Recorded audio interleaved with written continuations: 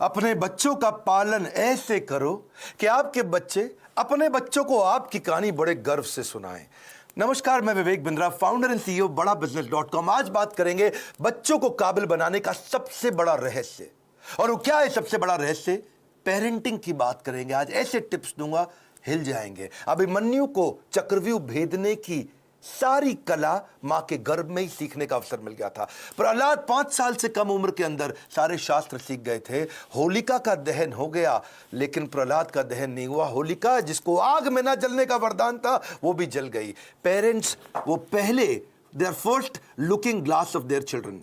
So to be in your child's memory, बच्चों की memory में रहने के लिए आपको उनके जीवन में रहना पड़ेगा। सबसे पहले कितने भी झगड़े हो माता पिता के आपस में निपटा देने चाहिए। पेरेंटिंग है, मदरिंग फादरिंग नहीं है। मदर अकेले फादर अकेले नहीं, पेरेंटिंग दोनों चाहिए है। नुकसान बड़ा हो जाता है, वरना 1 साल तक बोलना और चलना सिखाते हो छोटे बच्चे को।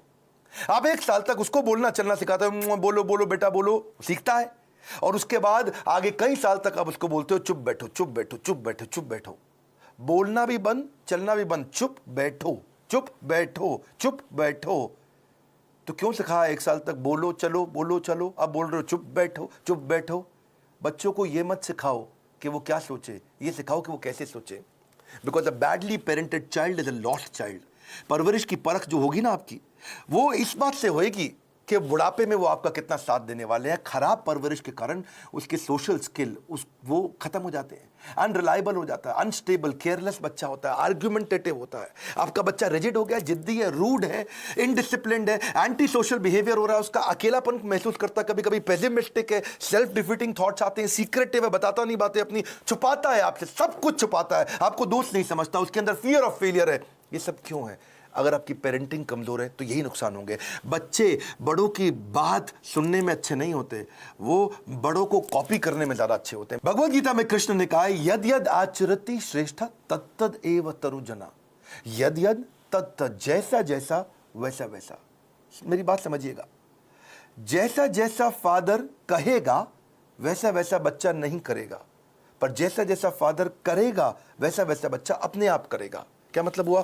अगर आप बोलोगे तो नहीं मानेगा, आप करोगे तो अपने आप करेगा। इसका मतलब बच्चे कॉपी करना जानते, सुनना नहीं जानते। आप उन्हें इंस्ट्रक्शन मत दो, इंस्पिरेशन क्रिएट करो, वो अपने आप करेंगे। जैसा जैसा लीडर कहेगा वैसा वैसा फॉलोअर नहीं करेगा, लेकिन जैसा जैसा लीडर करेगा वैसा वैसा फॉलोअर अपने आप करेगा। और यही माता पिता और बच्चों के साथ भी होता है। एक बात समझिए कि greatest mark of parent is how they treat their child when no one is looking. जब कोई नहीं देख रहा हो, आप अपने बच्चों को कैसे डील करते हैं। 3 F याद रखिएगा। फर्म रहिए बच्चों के साथ, जो काम की बात है उस पर टिके रहिए, फेयर रहिए, जबरदस्ती सजा मत दीजिए, और फ्रेंडली भी रहिए, ताकि कभी सजा देनी भी पड़ जाए तो मित्रवत व्यवहार बना रहे आपका उसके साथ में। टेक्निकली ना 4 प्रकार के माता पिता होते हैं, मेरी बात को समझना। एक होते हैं अथॉरिटेरियन, जैसा बोला वैसा कर, जितना बोला उतना कर, ये अथॉरिटी है। एक होता है डेमोक्रेटिक, मिल बांट करके बात करते हैं, बच्चों की सुनते हैं। पहले के ज़माने में अथॉरिटेरियन चलता था, आजकल डेमोक्रेटिक ज़्यादा ठीक रहता है। डेमोक्रेटिक मतलब बच्चों को इन्वॉल्व करें, उनको इन्फॉर्म ना करें, बच्चों के साथ मिलकर चर्चा करें, उनके साथ समय बिताएं, उनकी भी सुने अपनी भी सुनाएं। और एक होते हैं परमिसिव, तेरा जो मन करता है कर ले, उसको जो चाहिए उसको दिला दिया, उसको जैसा गिफ्ट चाहिए उसको वैसा दे दिया, जो गाड़ी बाइक मांगता तुरंत दे दिया, जो मोबाइल चाहिए तुरंत दे दिया। परमिसिव, कोई मतलब ही नहीं है। लेकिन इससे भी ज़्यादा खराब है निग्लेक्टफुल, अनइन्वॉल्व। वो क्या है? बच्चा क्या कर रहा है, किससे दोस्ती कर रहा है, किसके साथ उठता बैठता है, कोई जानकारी नहीं है, कंप्लीटली नेग्लेक्ट कर रहे हैं। आप कौन है? अथॉरिटेरियन है, जितना बोला उतना कर। डेमोक्रेटिक है, मिल बांट के रिश्ता बनाते हैं। परमिसिव है, जो करना है कर। नेग्लेक्टफुल, पता ही नहीं है कि क्या कर रहा है वो। तो 4 में से सबसे अच्छा है डेमोक्रेटिक पेरेंट होना। बिकॉज आप नहीं तो बच्चा बर्बाद हो जाता है, वो झूठ बोलना शुरू कर देता है। और अगर वो ज्यादा झूठ बोल रहा है, इसका मतलब आपने बहुत रिएक्ट किया था उसकी पुरानी गलतियों के ऊपर, और फिर वो सीक्रेटिव हो जाता है और अपनी बातें नहीं बताता। मैदान में हारा हुआ इंसान तो जीत सकता है, लेकिन मन से हारा हुआ इंसान कभी नहीं जीत सकता। तो मन से ना हारे बच्चा। अब सुनिए पेरेंटिंग के असली टिप्स। पहला टिप, इनकरेज करिए अपने बच्चे को, वो बचपन से इनोवेटिव थॉट प्रोसेस बिल्ड करें। उसको ऐसे प्रश्न पूछिए कि वो इनोवेशन बिल्ड कर सके। दूसरा, उसके साथ बैठ के किताबें पढ़िए और अच्छे वीडियोस देखिए। ये नहीं उसको बता दिया, उसके साथ बैठिए, खुद भी पढ़िए, चर्चा करिए उसके साथ में। तीसरा, कुछ क्वेश्चनिंग का आपस में फॉर्मेट बिल्ड करिए, म्यूचुअल क्वेश्चनिंग, कुछ वो आपसे पूछे, कुछ आप उससे पूछो, और खास तौर से आप उससे पूछो, वो आंसर करे, ज़्यादा बोलेगा, रिलेशनशिप बनेगा। प्ले विद योर चाइल्ड, उसके साथ खेलिए, फ्रेंडशिप इज द की। उसकी दोस्ती हो गई तो आपसे कभी मन नहीं चुराएगा। अगला मेरा पॉइंट है बजटिंग। बच्चे को बजटिंग सिखाओ, उससे उसके इमोशनल रिक्वायरमेंट कम होगी, इंटेलेक्चुअल कैपेबिलिटी बढ़ेगी। बजटिंग का मतलब क्या हुआ, आप उसको बता सकते हो कि भाई तुम्हें 500 रुपया हफ्ता दूंगा, उदाहरण है, आप अपनी कैपेसिटी के हिसाब से डिसाइड कर लो। 500 रुपया हफ्ता मतलब 2000 रुपया महीना मिलेगा तुमको। अब तुम्हें कोई गेम खरीदनी है, कोई खिलौना खरीदना है, बहुत इच्छा कर रही है, लेकिन तुम्हारे बजट में नहीं आता, तो तुम 1 महीना रुको। अगले महीने जब तुम्हारे पास 2000 की जगह 4000 हो जाएंगे, तब खरीद लेना। अगर वो 6000 का है तो 3 महीना रुको, 3 महीने बाद खरीद लेना। पैसा इकट्ठा करो। इससे वो अपनी इमोशनल डिजायर्स को रेगुलेट करना सीख पाएगा। उसको बचपन से आपने थोड़ा थोड़ा फाइनेंस सिखा दिया, वो बचपन में ही कैलकुलेटर लेकर के समझने लग जाएगा, हिसाब लगाने लग जाएगा। उसको लर्निंग, स्पीकिंग, रीडिंग, राइटिंग, इसको बोलते हैं LSRW, इसकी प्रैक्टिस कराओ। अब कभी भी अगर कोई कहानी भी सुनानी हो बच्चों को, तो कहानी किसकी सुनाओ? कुछ हेल्दी फूड के बारे में, खाने की ईटिंग हैबिट्स के बारे में, या कुछ सक्सेस के बारे में कहानी सुनाइए। क्वेश्चन आंसर की टेक्निक बहुत काम आती है। उसको सिनेरियोज देकर के क्वेश्चंस करो कि अगर ऐसा हो तो क्या करना चाहिए, ऐसी परिस्थिति में क्या करना चाहिए, तो वो सोचेगा। जब वो अच्छा सोचेगा, उत्तर देगा आपको, तो अपने आप सफल होगा। उसको पैशन ओरिएंटेड कंटेंट दिखाओ। उसका वीडियो गेम खेलने का मन करता है, उसके अंदर देखो स्किल क्या है, उस स्किल के हिसाब के वीडियोज उसके साथ बैठ के देखो। उस स्किल के हिसाब के उसको स्किल की ट्रेनिंग भी दिलाओ। उसको अगर वो बाहर खेलने नहीं जा रहा है, अंदर केवल कंप्यूटर गेम पे लगा है, या केवल बाहर खेलने जा रहा है और कंप्यूटर पे बिल्कुल नहीं बैठता, इक्वल वेटेज दो। कंप्यूटर गेम्स से भी बच्चे का माइंड शार्प होता है, और बाहर भी खेलने जाए। यानी कि फिजिकल और इंटेलेक्चुअल दोनों कैपेबिलिटीज उसकी बिल्ड करनी जरूरी है।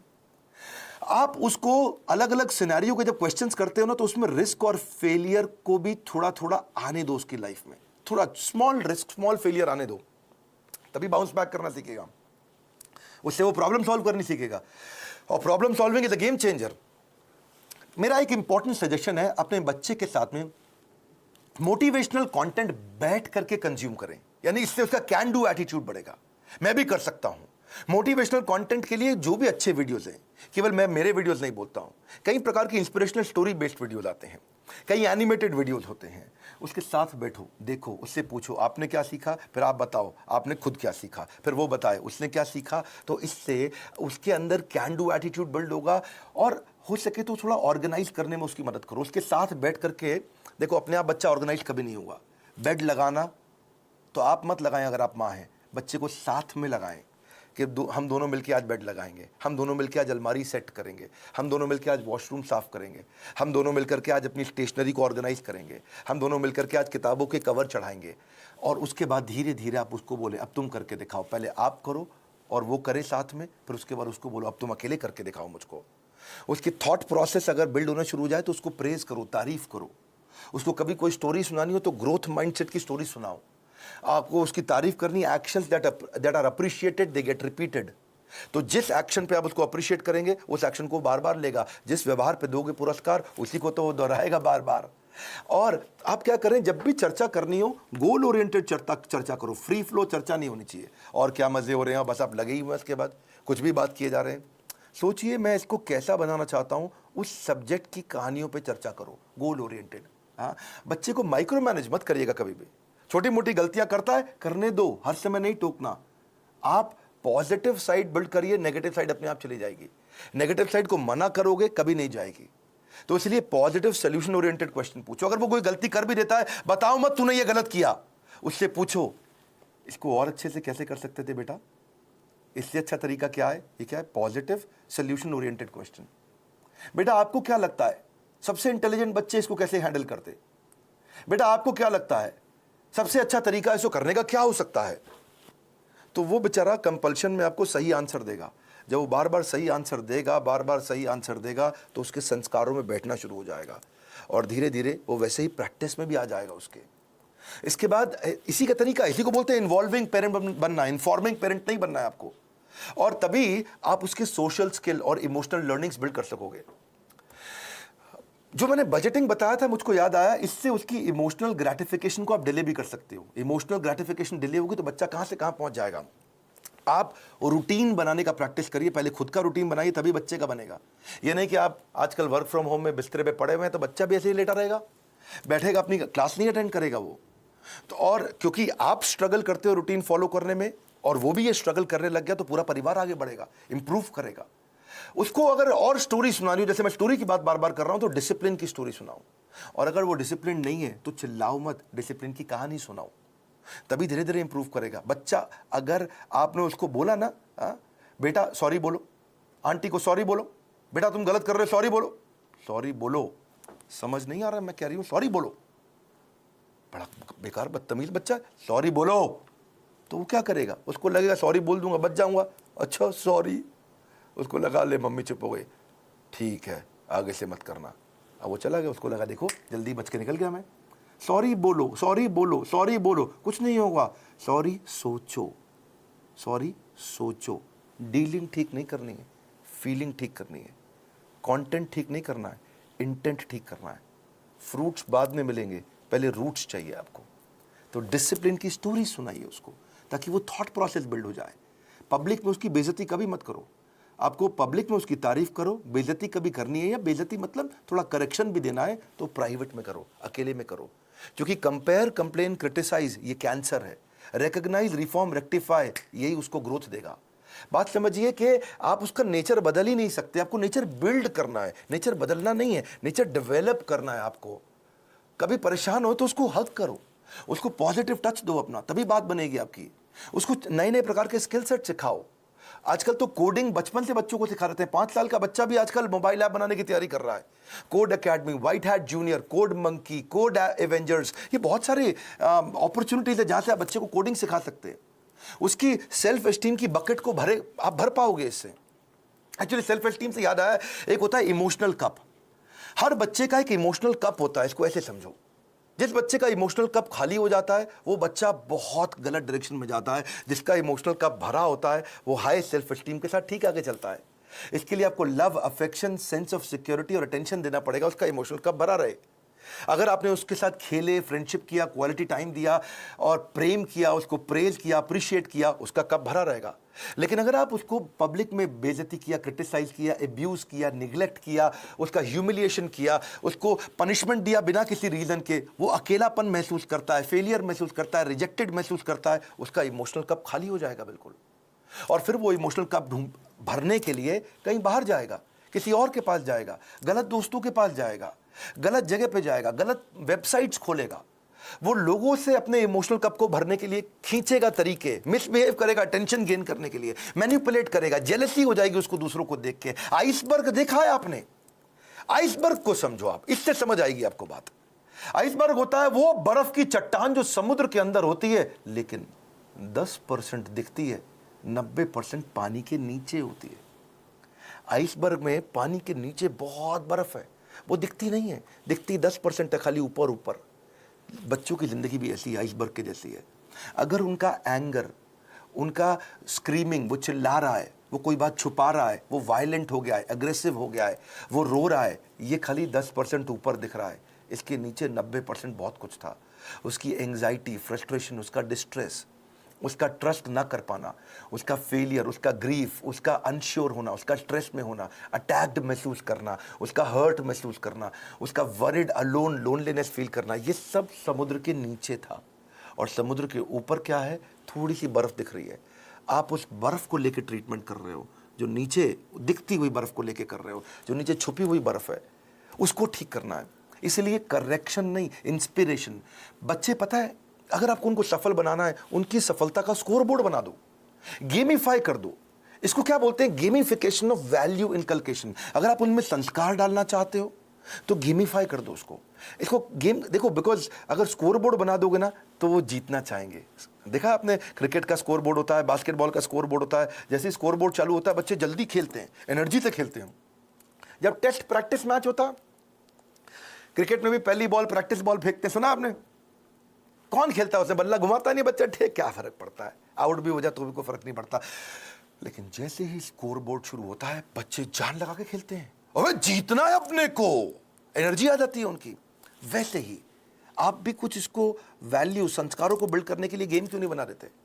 को टोकन लेके आओ बाजार से, उस पे 1 रुपया, 2 रुपया, 5 रुपया, 10 रुपया लिखो टोकन पे, और उनके साथ डिस्कस करो। अगर ये बिहेवियर करोगे तो तुम्हारे इस बॉक्स के अंदर मैं 2 रुपए का टोकन डालूंगी, 5 रुपए का डालूंगी, 10 रुपए का डालूंगी, या डालूंगा अगर आप पिता हैं तो। और अगर तुमने ये गलत बिहेवियर किया तो ये टोकन बाहर निकल जाएगा, तुम्हारा रोज का स्कोर बोर्ड बनेगा शाम को। अगर वो सुबह टाइम से उठा तो 2 रुपया मिला, अगर उसने ब्रश टाइम से किया तो 2 रुपया मिला। रुपया मतलब पॉइंट, आपने बोला, मैं पॉइंट कह रहा हूं, उसको रुपया दें या पॉइंट दें, लेकिन बाद में उसको रिडीम करने का तरीका बना दो, है जी। अगर टाइम से होमवर्क किया तो 5 नंबर मिल गए या रुपया मिल गया। अगर आप वो समय से सोने चला गया तो 2 रुपया मिल गया। अगर वो समय से खाना खाएगा तो 7 रुपया मिल गया। अगर टेंट्रम करेगा तो काट लो, सामान फेंक रहा है इधर उधर तो काट लो, उसमें से निकाल लो, चिल्ला रहा है, गाली दे रहा है तो 7 रुपया निकाल लो, अगर मिसबिहेव कर रहा है माता पिता के साथ तो 10 रुपया निकाल लो, ओबे नहीं कर रहा आपकी बात, 7 रुपया निकाल लो, किसी को गाली देता है, थूक देता है किसी के ऊपर तो 10 रुपया निकाल लो। तो आपने तरीका निकाला। इससे क्या होगा, शुरू में तो पॉइंट के चक्कर में वो अच्छे बिहेवियर्स को प्रैक्टिस कर जाएगा, पर आने वाले समय के अंदर वो उसकी आदत बन चुकी होगी, वो उसके बिहेवियर में, उसकी प्रैक्टिस में आ चुका होगा, और फिर उसकी लाइफ, इसको बोलते हैं गेमिफिकेशन। बच्चे को अकेला मत छोड़ो, इतना बच्चों के आंसू ना कड़वे होते हैं, उन्हें मीठा करना है आपको, उसकी जिज्ञासा गहरी होती है, उसको शांत करना है, उसका दुख बहुत तीव्र होता है, इससे उससे ले लो, उसका हृदय कोमल है, उसे कठोर मत बनाओ। Your children will become what you are, so be what you want them to be. बड़ी सिंपल सी बात है भैया, अगर आप दोनों का आपस में झगड़ा भी है पति पत्नी का, बच्चों के लिए सुलझा लो, आओ साथ में बैठो, बात करो, प्यार करो दूसरे को, ताकि बच्चे का जीवन सुरक्षित हो सके। ये फादरिंग नहीं है, मदरिंग नहीं है, ये पेरेंटिंग है। गलती किसी की भी हो, आप दोनों में से ईगो को साइड में रखो, बच्चे को और सिखाओ, आगे बढ़ाओ। हमने भी बच्चों के लिए बहुत प्रोग्राम्स बिल्ड किए हैं। मैंने बच्चों का एक प्रोग्राम एंटरप्रेन्योरशिप का लेकर के आए, जिसको हम बोलते हैं एवरीथिंग अबाउट एंटरप्रेन्योरशिप, और वो स्टूडेंट्स के लिए अर्ली एज से बच्चे सीखते हैं कि वो कैसे छोटा छोटा बिजनेस शुरू कर सकें, कैसे पहले 100 कस्टमर को अट्रैक्ट करें, कैसे वो अपनी सेल्फ कोचिंग डायरी बनाए, कैसे वो कंपटीशन को समझें, कैसे वो प्रोडक्टिव हो सके, कैसे वो अपनी कम कॉस्ट के अंदर बिजनेस शुरू करें, बिजनेस को प्लान कैसे करें, फाइनेंशियल डिसिप्लिन क्या होता है, कॉस्ट को कैसे ऑप्टिमाइज करते हो, low cost marketing, low cost branding क्या है, $0 मार्केटिंग क्या है, 60 सेकंड में सेल्स की पिच कैसे दे दी जाए, सेविंग्स को वेल्थ कैसे बनाए, कंपनी को शुरू कैसे करते हैं, कंपनी फॉर्मेशन का तरीका क्या है, 2-4 लोगों को अगर हायर भी करेगा शुरू में तो एफिशिएंसी कैसे बिल्ड करेगा, हाई परफॉर्मेंस कल्चर कैसे लेके आएगा, स्कोरबोर्ड अपने कैसे बनाएगा, एम्प्लॉयज़ को एंटरप्रेन्योर कैसे बनाएगा, कंज्यूमर इनसाइट क्या होती है, कस्टमर को कैसे समझेगा, प्रोडक्ट बनाने का तरीका क्या है, कम खर्चे में बिजनेस शुरू करने के सारे आइडियाज, चाहे वो चैटबॉट बनाएं, फ्री के चैटबॉट मिलते हैं। तो ऐसी बहुत सारी चीज़ें हमने एवरीथिंग अबाउट एंटरप्रेन्योरशिप में सिखाई हैं। अगर आप चाहते हैं आपका बच्चा भी एंटरप्रेन्योरियल माइंडसेट को बिल्ड कर सके बचपन से ही, तो उनको इन कोर्सेज में ज्वाइन कराइए। इस समय बच्चों के लिए हमने 50% डिस्काउंट रखा हुआ है, और अगर ये पेरेंटिंग के टिप्स आपको काम आ रहे हैं, मैं रिक्वेस्ट करता हूं सोचो ये किस किस को काम आ सकते हैं। ईमानदारी के साथ थोड़ा 2 मिनट और लगा लीजिए। आपने इतना समय लगा लिया है तो आप सीरियस है कंटेंट को लेकर के, क्योंकि आपने इतना समय लगाया। अब सोचो कि किसको फायदा होगा, किसके बच्चे बिगड़ रहे हैं, किसके बच्चे खराब हो रहे हैं, कौन बच्चे से परेशान रहते हैं माता पिता, उनको ये वीडियो अलग अलग व्हाट्सएप ग्रुप में शेयर करो, अपना मैसेज भी लिखो, अपने नोट के साथ शेयर करो। तो मिलते हैं कल सुबह 8 बजे दोबारा अपने पॉडकास्ट के अगले एपिसोड में, एक्सक्लूसिवली मेरे फेसबुक, इंस्टाग्राम पेज या ट्विटर हैंडल पे। और हां, शेयर जरूर करिएगा इस मैसेज को। Sharing is caring. शेयर करने से सामने वाले का लाभ होता है, और ऐसा मैसेज शेयर करने से आपकी भी तो इज्जत बढ़ती है। हमारे साथ जुड़े रहने के लिए प्रेम पूर्वक धन्यवाद।